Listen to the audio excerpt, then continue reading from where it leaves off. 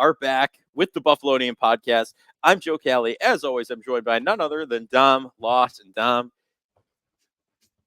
smells like fish in Buffalo. The fish are coming up, and they're looking to get maybe squished by the Bills, the king of the AFC least this year by a big margin. I mean, the Jets did put a win together last night, helped the Bills out record-wise with the Houston Texans. But what are you going to do? They're pretty depleted with the exit of Stephon Diggs. But no, the Bills look to squish the fish. It's an average week to be a Bills fan. Nice rivalry coming up, if you even call it that. I call it ownership more than anything. But what are your base thoughts before we get into the X's and O's of the matchup here, the preview?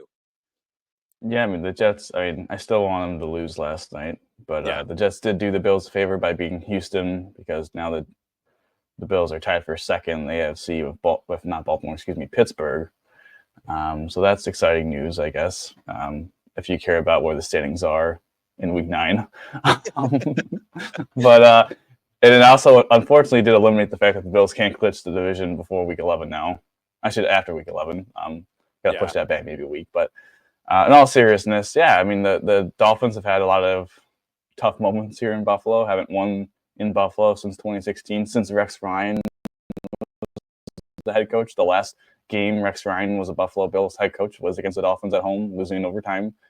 So McDermott's never lost to the Dolphins in Buffalo.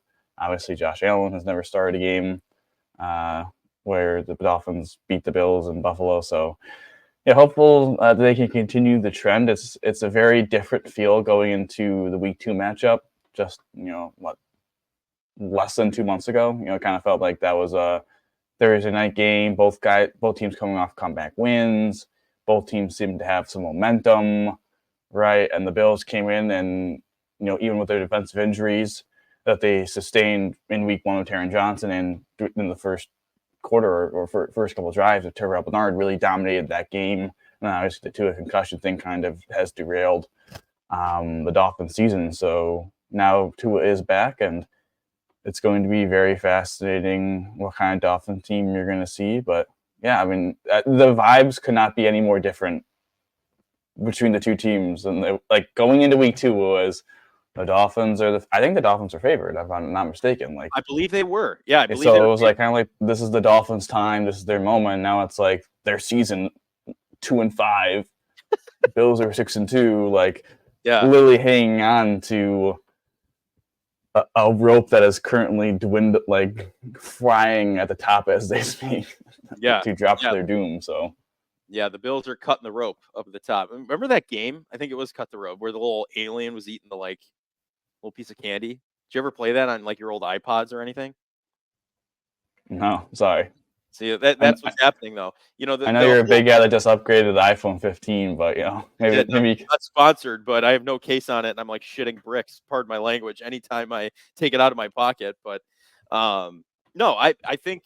It's the same concept as that game, if you will, right? You're dangling the piece of candy. You're dangling the AFC East in front of its face. You're just going to cut the rope and get it out of there. So they, unfortunately, probably, unless they put together a hell of a run to end the season, aren't going to really be in playoff contention. But you never know. Not going to write anything off, because that's just bad juju, knocking on wood. But with the opening banter out of the way, if you will, let's get into the game, the preview. Let's start out with the injury report, though, because that's been something a couple of Buffalo Bills have bounced on and off of. And, as you mentioned, the Dolphins, Tua with a head injury has been on and off, and a couple other key players. So what do you have on the injury reports as I pull my injury report up? Yeah, I wanted to make this known, because we usually always do. The Bills are 6-point favorites, and it's nearly a 50 over-under. So I think Vegas is expecting a little bit of a higher scoring game. The weather has been pretty good. Very warm today. Very warm this week. Yeah, in West New York. So, that being said, the injuries. The only person that's been ruled out for the Bills has been Reggie Gilliam. With a hip injury. That's a big one, though. That's a big loss, Reggie Gilliam. Hey, my boy, Reg. Okay. No, he's the most versatile fullback in the NFL. You're just a generational Reggie Gilliam hater, but that's okay. But also, that being said, no one else has been ruled out for the Bills. At the moment, they think Terrell Bernard is leaning towards being able to go, obviously we had to get through today's practice, like McDermott said. I don't know what's going to happen with Samuel, but yeah, it looks like the Bills are going to be pretty healthy. We'll see Benford dinged up his wrist a little bit, but he should be okay to go. And obviously Cooper had that wrist issue that we thought he was going to miss Wednesday's practice, ended up being limited. So yeah, I think the Bills are going to be pretty healthy going this one. And the Dolphins, unfortunately, kind of are on the opposite, kind of the way the Week 2 Bills were. Zach Sealer, their really important defensive tackle, probably their best defensive lineman. Obviously, he had that freak injury. I believe it was Friday, so a week ago. He had that, like, he got poked in the eye and he broke his orbital. He had like an orbital fracture on his face. That's terrible. And McDaniel said he's probably not going to be able to go. Kato Kuhu with a little bit of a neck stinger. Their defensive back isn't able to go. They have some other injuries as well, but we kind of don't know what they're going to miss or play. So it seems like, again, the Bills shockingly have a health advantage against Miami. But yeah, I think for the Bills, it's good to have Bernard back out there. You don't want. I know Spector held down the fort for the Seahawks game. He got sliced and diced in garbage time, though. That was bad. But he's not good. He's not good, and you have a potential All-Pro linebacker replacing him. So again, it's nice to have. Hopefully, he's able to play the whole 60 minutes. And yeah, again, big loss for the Miami. Again, Sealer not playing. Sealer's always one of those guys that I feel like has been really underrated. Has always kind of secretly, I don't want to say been a Bills killer, but just been really a pain in the butt. I think he was the one that scored that touchdown in Buffalo in the playoffs. Again, when Josh fumbled on like the first drive of the second half, I think it was Zach Sealer that carried it in. So I forgot that game was in Buffalo, even though I was there. Were you there for that one, the playoff game? No, I was there for the game that clinched them the playoff spot. That's what it was when they claimed the division in the color rush. That's the game I was at. Yeah. But they played a lot of competitive games in Buffalo over the last couple of years. Last year, not so much. They beat them by, I think, 28. Yeah. But that was kind of an offensive explosion. But yeah, it's good to see that the Bills are we're a little conservative with their injuries last week with Bernard and all that. But now it seems like they've gotten healthier. And this is a pivotal matchup, right? I mean, it's your division rival at home. They want to beat you really badly. They're kind of fighting for their playoff lives, so they have a lot to play for. And for the Bills, it's just keep putting pressure on their neck. Yeah, pull the plug, if you will, right? And their season. But no, let's head into, I guess, offensively, like you mentioned, last season, offensive explosion. This season could be considered an offensive explosion. They just routed them at their home stadium. Bills offense just needs to do that. Truthfully, just start quick like they did last week.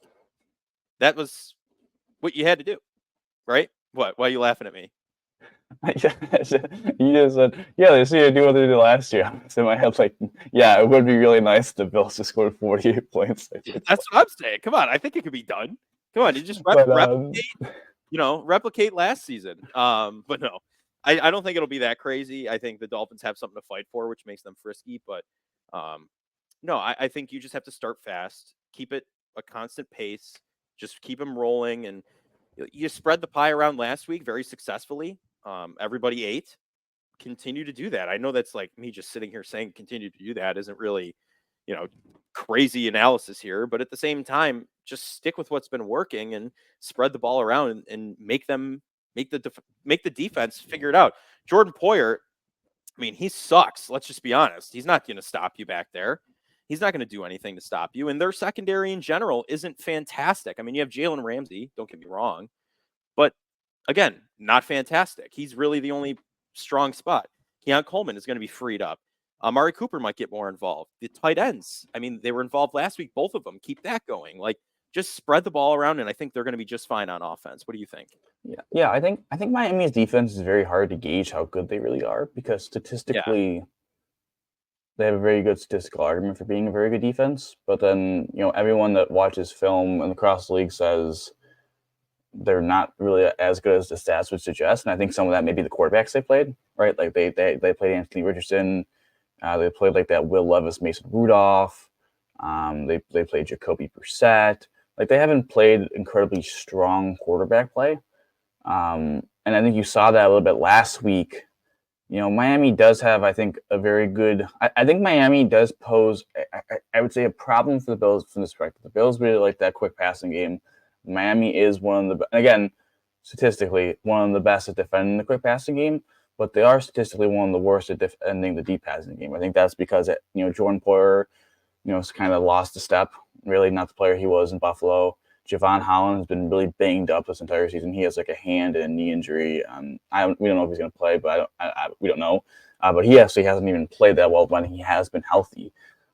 So I think this Miami secondary, as you allude to, Joe, is very vulnerable to that deep passing game. And we saw that of Kyler. There was a lot of completions 10 yards down the field. He was very efficient. Was able to find Marvin Harrison Jr. We saw Trey McBride, the tight end, last week for the Cardinals, have a very big game. So I think we could see that same kind of formula for Dalton Kincaid and this passing attack, attacking them vertically down the field, maybe not so much. I do think the Dolphins have good team speed at the linebacker position. So maybe you don't attack them, horizontally with the quick passing game, but vertically with the deep passing game. Mm-hmm. And then also, I just think it's important for the Bills to be able to run the ball, right? They ran the ball very well in the first meeting for the most part. James Cook obviously broke that big run for a touchdown. They got some big plays in the running game. If they're able to kind of run their offense, run the ball a little bit, control the clock, take a couple of those deep shots, let Josh sling the ball a little bit around, and make the Dolphins have to make adjustments to the deep passing, to put more defenders to help them against their struggles in the deep passing game, will then lighten the box for James Cook and Ray Davis for them to really ground and pound. So I think the first half, it's all about, let's jump out to a lead, let's get some explosive plays, and then in the second half, let's just freaking pound them with the running game. Yeah.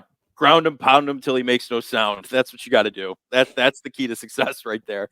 No, I think they will have a successful day on offense, though. Overall, we'll have to wait and see. But defensively, I mean, is there?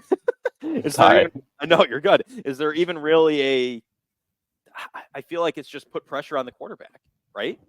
Take Tua out of his rhythm. That's been the story with this Miami team. It's nothing. You don't have to. There's no rocket science involved in stopping their offense. It's make Tua uncomfortable in the pocket.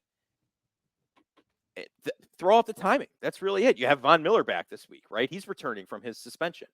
You have Ed Oliver. You have Greg Russo, who's been really putting games together here where he's been a dominant force on the edge. AJ Epinesa could have a big game. Like, it's going to be that front defense that's really going to have to just fire on all cylinders and, burn it all, go right at them and really make them uncomfortable. But that is the defensive strategy for sure. Because you've seen these guys enough now where you realize if you just start up front and make them uncomfortable, you don't have to worry about anything in the back half of the field.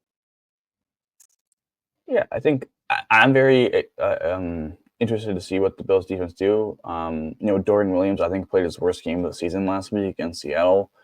I think some of that may be the knee injury, so I'm very excited to see if he can bounce back this week against Miami. Listen, it's all the three main things about Miami, really to shut down their team. Really, I guess four things, but one kind of goes hand in hand. Cut down their explosive plays. Right, you can't let Tyreek Hill get a cheap 80-yard touchdown or Jalen Waddle. Like, make them drive down the field because they're a team that is going to shoot themselves in the foot. Right, commit a holding penalty, get a negative play, right, and get behind the sticks. And they're not an offense that's really built to come back from that. Two, take away the middle of the field because again, those are the throws they want. The in breakers, you see it. That's their timing routes. That's what they want, right? And if you could take those away, make them throw outside the numbers, throw outside the numbers, you're going to have success. Three, I think the second level is going to play with good fundamentals. Like you had to have very good eye discipline when you play in Miami because they throw a lot at you with the motion, and a lot of it is just eye candy, right? It's to distract you. Hey, look over there while the actual play is happening behind you, right? Yeah. Or like, hey, your spot is the spot that we have to manipulate. Can we force you with the eye candy to take one step to the right while we throw this ball behind you, right? So I think that is going to be crucial for this Bills defense, is to play with really good fundamentals and not get caught up in all the eye candy and be able to stay to their assignment. And last, and you allude to this, Tua is a very good quarterback when he is clean. This offensive line is not good. I mean, Terrell Armstead is a very good left tackle when he plays. Yeah. Austin Jackson's been pretty middling at right tackle, so I think Rousseau and Vaughn are going to have a good matchup this week. And then the interior of the offensive line is not very good. And this is an Oliver game.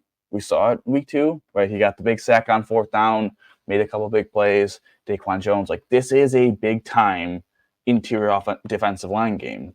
And I think this game may be a game where we see, like, if the Bills really struggle defensively to get pressure in the interior, is this the game? You know, we saw it, you know, after the Jets game, they traded for Amari Cooper, right? Because they see, hey, like, we're just not going to be able to get done with this wide receiver group. We need to add one more piece.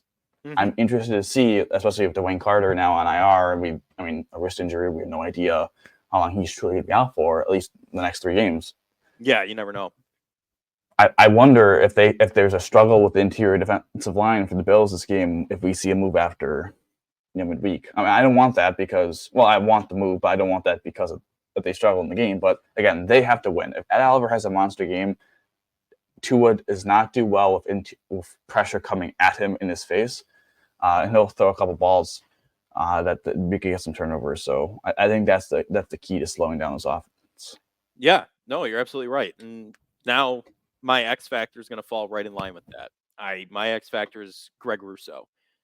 He's going to just continue to, you know, as much as the interior does too, I think he's going to be getting hands on Tua for a majority of the game on that right side, like you said. Von Miller might too, but I just think Greg Rousseau's been in practice in games a lot more frequently than Von has. So Von's going to have to shake some rust off. So give me Greg Rousseau as the X factor, just I'm not going to say putting the hurt on Tua because I don't want that, but just making Tua's life miserable back in that pocket.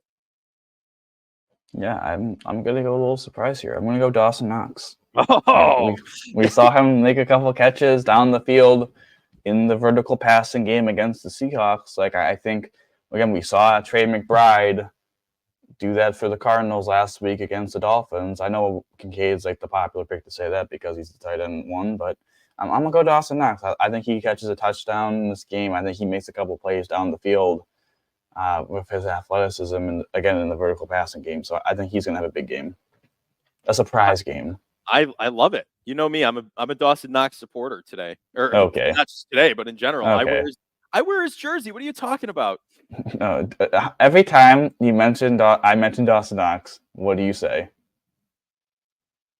I if I'm recalling correctly, I say, yeah, a lot of people call him Dawson Drops. But, yeah, my point. Oh my God. But listen, I always call him Dawson Drops. When he drops a pass, yes, because how could I not? But he had a wrist injury last season. I've said that so many times that I think he's going to come back from his wrist injury and prove himself to be worthy on the Bills roster to be a paired tight end with Kincaid. I'm just saying, there's a 100% success rate with every time someone mentions Dawson Knox around you, you go, oh, you mean Dawson Drops? For the joke, yes. But I support. Come on. I support. But I guess with that, MVP. Who's your MVP of the game? Dawson Drops? I mean, I hate to be this guy, and like I really try and avoid. It's gonna be Josh. I think both of us try and avoid doing this because it's just really, really easy to say this person. But I'm gonna go Josh Allen because Josh Allen, again, never lost to Miami in Buffalo. Obviously has very good numbers against Miami in general. Mm-hmm. And again, I think this is kind of the we're gonna take some shots this game. Win with the vertical passing game. I think he could very easily get 300 yards and 3 touchdowns. So, yeah, I'll go Josh. Ditto.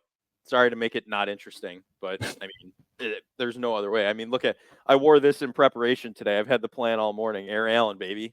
Yeah. I don't think we see a hurdle. I'm not trying to manifest that because I don't want him to get hurt in a meaningless game. But I think he's going to put it together, like you said, 300 yards, 3 touchdowns, easy, and maybe more. Who knows? What if he puts on an all-time performance? We'll have to wait and see. But, it all comes down to the score at the end of the day. So what is your prediction for this one? Yeah, I think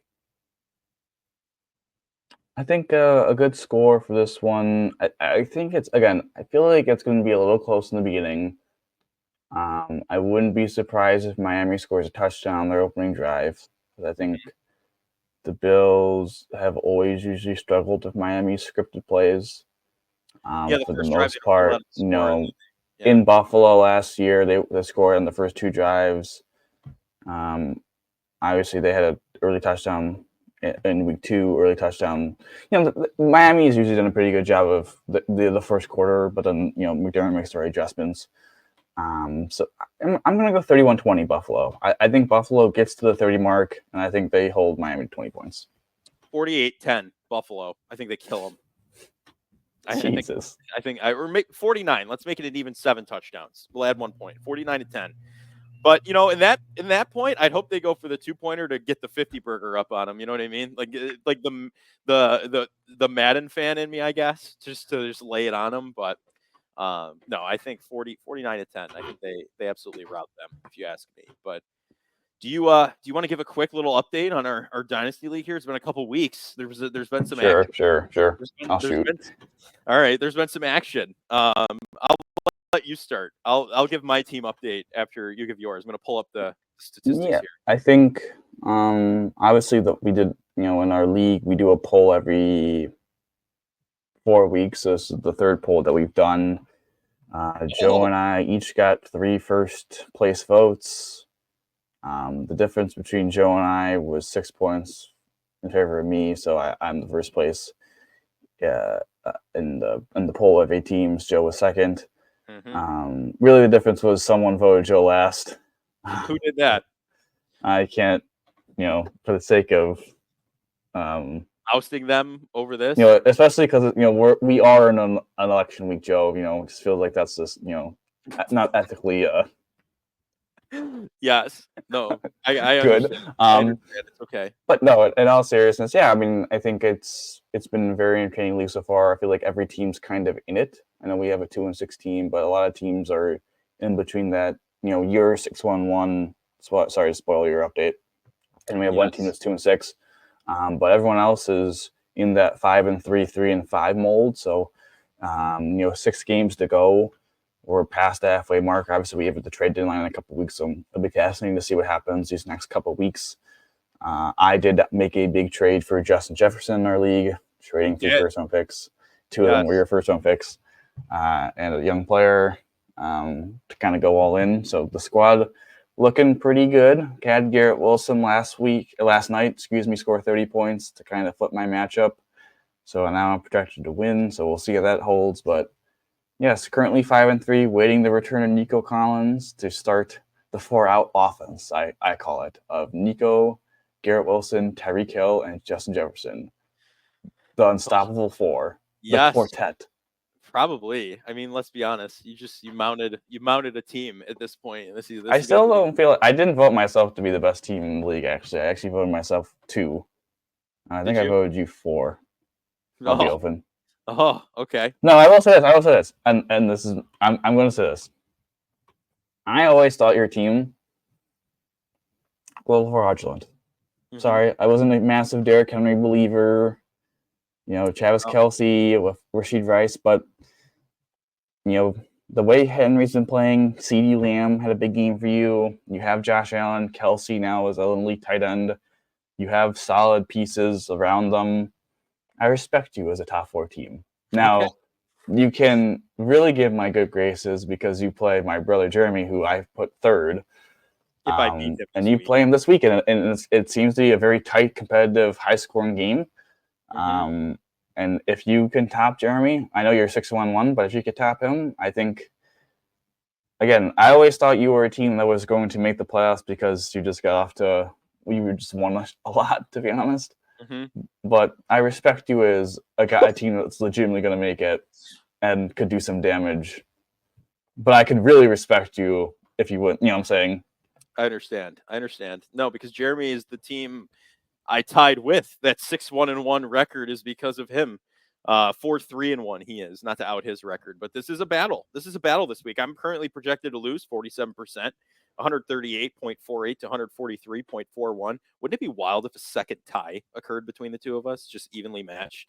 Would be crazy, but no, there's some chances I'm going to take here. I think honestly, I'm putting Keon in. I'm putting Keon Coleman in. He's been riding my bench. He's been putting points up. I think against Miami, vertical, contested catches, he's going to be a big player. I have Josh Allen as my quarterback, hence that, those first round picks Dom got from me. I went big on the quarterback to start it out. And CeeDee Lamb puts up almost 40 points last week. Come on. We're 7-1-1 here. They're 6-1-1, excuse me. 6-1-1 here.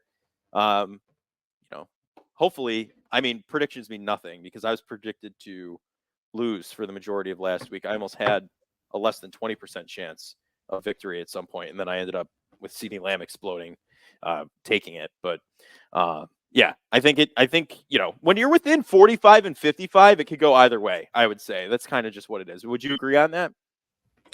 Yeah, I feel like